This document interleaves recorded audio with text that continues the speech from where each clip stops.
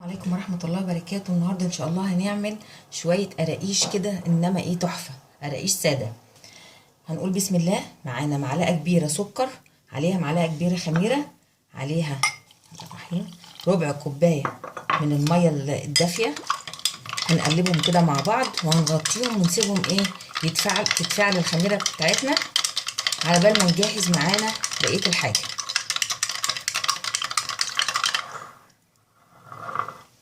هنغطيها بقى ونسيبها كده شوية. معانا بقى المكونات بتاعتنا ايه.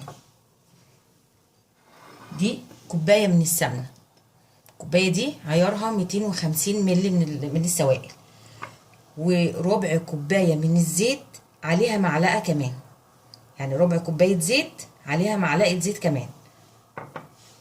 ومعانا الحاجات الجافه، معلقه كبيره سمسم محمص متنقي كويس، ربع معلقه صغيره من الملح، معلقه صغيره بيكنج باودر، وكيس فانيليا.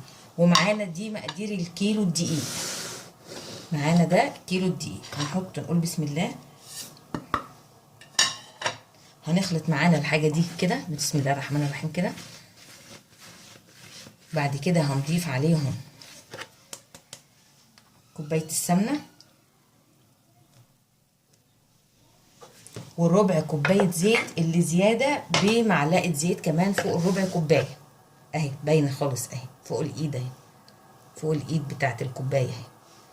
هنقول بسم الله. هنعمل ايه بقى؟ هنبس العجينه كويس قوي.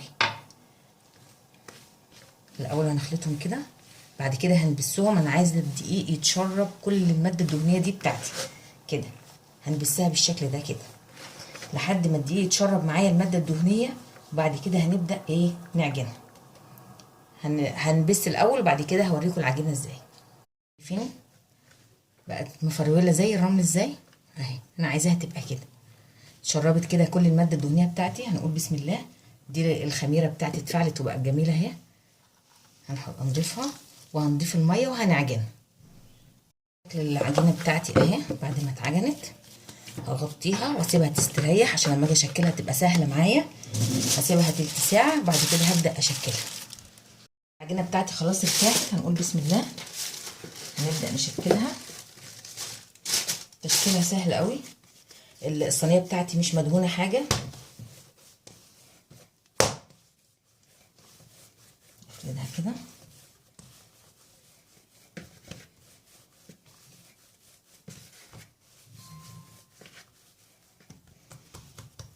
اهي.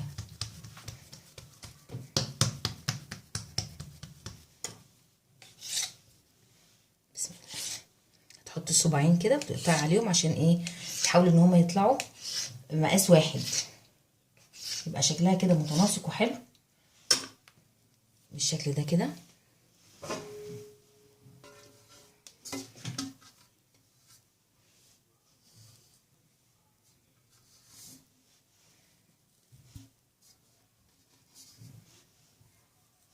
هنبدأ بقى نرصها في الصينية ونسيبها لحد ما تتضاعف حجمها في التخمير. وبعد كده هنولع الفرن نسخنه جامد جدا، وبعد كده هنوطيه لأقل من المتوسط ونحطها من تحت تحمر من تحت، نرفعها تحت الشواية، وبرده النار الشواية تبقى أقل من المتوسط. هكمل كل الكمية بتاعتي بنفس الطريقة دي. شايفين القرقيش بتاعتي كده ارتفعت الضعف. انا مولعه الفرن سخنه كويس قوي. بعد كده هوطيه لاقل من المتوسط، احط الصينيه من تحت تحمر القرقوشه بتاعتي تتحمر من تحت. هرفع الصينيه تحت الشوايه، وهتكون نار الشوايه برضو اقل من المتوسط في التسويه. شايفين بقى دي شكل القرقيش بتاعتنا بعد ما خرجت من الفرن. مفيش اجمل من كده، ولا يعني مش عارفه اقول لكم ايه، بجد تحفه تحفه تحفه. شايفين منفوخه قد ايه، مقرمشه وهشه من جوه، حاجه تفتح النفس. ما تنسوش اللايك والاشتراك وتفعيل الجرس عشان يوصلكم كل جديد ان شاء الله.